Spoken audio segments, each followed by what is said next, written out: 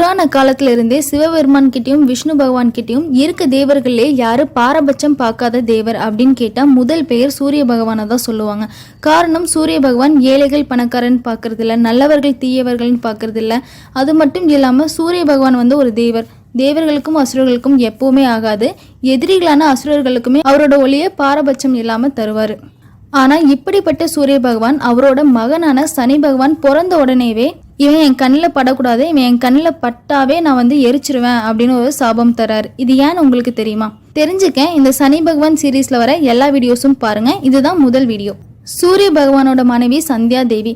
இவங்க ஒரு சாதாரண பெண் இல்லை. இவங்களோட தந்தை வந்து விஸ்வகர்மா. சிவபெருமானும் விஷ்ணு பகவானுக்கும் ஒரு சிறந்த ஆயுதம் வேணும்னா விஸ்வகர்மா கிட்ட தான் போய் செஞ்சு தர சொல்லுவாங்க. அப்பேற்பட்ட சிறந்த படைப்பாளி விஸ்வகர்மா. எப்பெல்லாம் வந்து சந்தியா தேவி சூரிய பகவானை தொடுறாங்களோ அப்பெல்லாம் வந்து அவங்களுக்கு கடுமையான வலி ஏற்படுது. காரணம் வந்து சூரிய பகவானோட வெப்பத்தை வந்து அவங்களால தாங்கிக்க முடியல, எரியிற மாதிரி இருக்கு அவங்க உடம்பெல்லாம். இதை பல டைம் சூரிய பகவான் கிட்ட சொல்லி ஒளியை வந்து கம்மி பண்ணிக்க சொல்றாங்க. ஆனா சூரிய பகவான் சொல்லிடுவாரு, நான் என் குடும்பத்துக்காக என் ஒளியை வந்து கம்மி பண்ண முடியாது, நான் எப்படி இருக்கணும் அப்படிதான் இருப்பேன், இதை நீ பழகிக்க கத்துக்கோன்னு சொல்றாங்க. இதை கேட்டதும் சந்தியா தேவிக்கு வந்து ரொம்பவே சோகமாகறாங்க. இதுக்கு என்ன தீர்வுன்னு யோசிக்கும் போது அவங்களுக்கு முதல்ல வர எண்ணம் தவம். சிவபெருமானை நோக்கி பல ஆயிரம் வருஷங்கள் வந்து தவம் செய்யலாம், சூரிய பகவானோட ஒளியை தாங்கிக்கிற அளவுக்கு சக்தியை சிவபெருமான் கிட்ட வாங்கலான்னு முடிவு பண்றாங்க. ஆனா இங்க ஒரு பிரச்சனை என்னன்னா, அப்பதான் வந்து அவங்களுக்கு வந்து 2 குழந்தைகள் பிறந்திருக்காங்க. ஒன்னு யமா, இன்னொன்னு வந்து யமி. யமா வந்து யாருன்னா யமதர்ம ராஜர் தான். யமி வந்து நதியான யமுனை நதி. இவங்க 2 பேருமே வந்து குட்டி குழந்தைங்களா இருக்காங்க. இவங்களை எப்படி விட்டுட்டு போறதுன்னு யோசிக்கிறாங்க. இதே குழப்பத்தோடையும் சோகத்தோடையும் அவங்க தந்தை வீட்டுக்கு போறாங்க. அப்போ விஸ்வகர்மா வந்து ஒரு புதுசா ஒண்ணு கண்டுபிடிச்சிருக்காரு. அதை சந்தியா தேவி கிட்ட காமிக்கிறாரு. ஒரு திரவியம் கண்டுபிடிச்சிருக்காரு.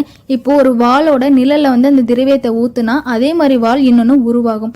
இதை வச்சு ஒரே ஒரு வாள் கண்டுபிடிச்சா போதும். இதை வச்சு பல லட்சம் ஆயுதங்கள் நிமிடத்துல உருவாக்க முடியும். இதுதான் அவரோட கண்டுபிடிப்பு.